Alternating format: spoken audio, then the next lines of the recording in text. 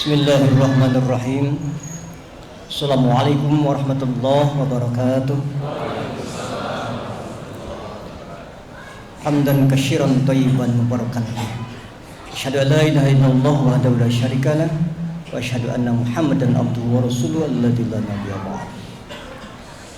Allahumma shalli ala nabiyil hasim Muhammadin wa alihi wasallam taslima. Ilahi anta maqsudi wa rizqa matlubi a'tini muhabbataka wa ma'rifataka.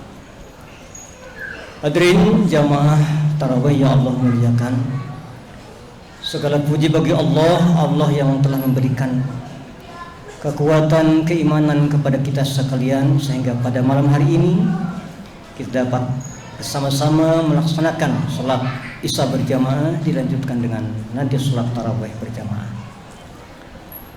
Hadirin yang berbahagia, perumpamaan kalau kita mempunyai sebuah wadah yang sudah lama tersimpan, mungkin akan kelihatan kotor, bahkan mencucinya pun harus memakai istilahnya itu pakai debu, pakai sabun yang berkali-kali. Tidak cukup sekali mungkin untuk membersihkan sebuah wadah.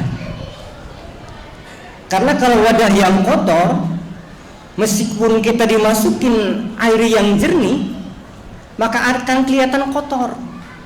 Dan mungkin kita tidak mau meminumnya karena kotor, karena wadahnya yang kotor.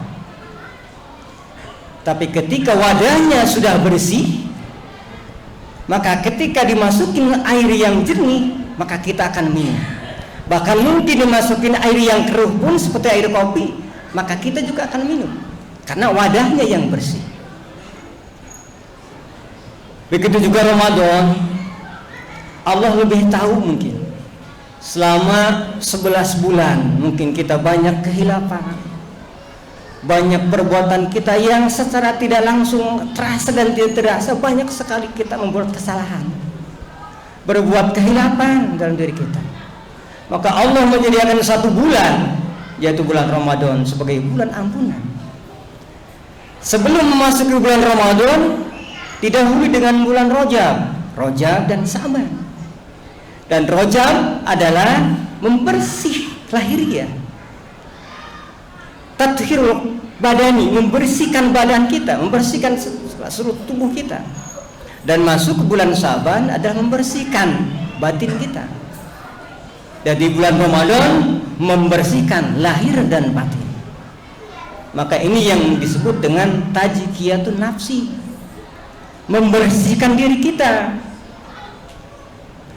Dalam ilmu tasawuf, tazkiyatun nafsi itu ada 3. Yang pertama adalah tahallul, membersihkan sifat-sifat dari diri kita, sifat sombong, sifat hasud, mungkin sifat istilah itu dalam diri kita, sifat-sifat yang buruk, iri, dengki, merasa sombong, merasa diri kita mempunyai kemampuan, mempunyai misalkan banyak ilmu, banyak harta, punya jabatan.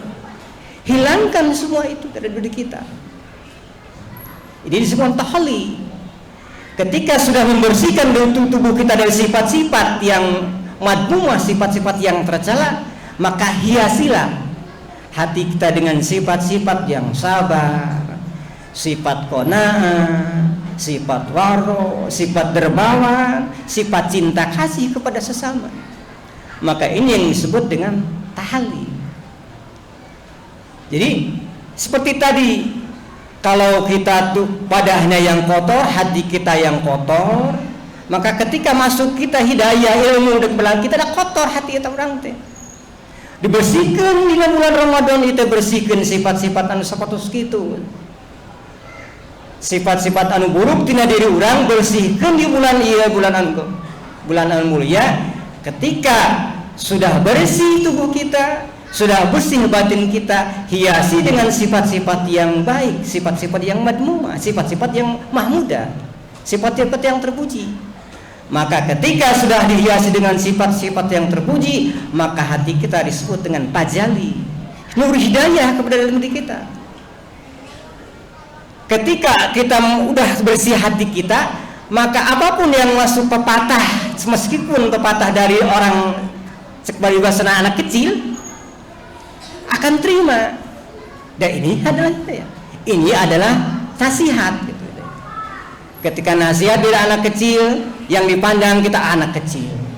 Ketika dipandang ini orang biasa-biasa aja. Tapi ketika hati kita sudah bersih, diterima, sebab itu nasihat. Ini disebut dengan tajalli.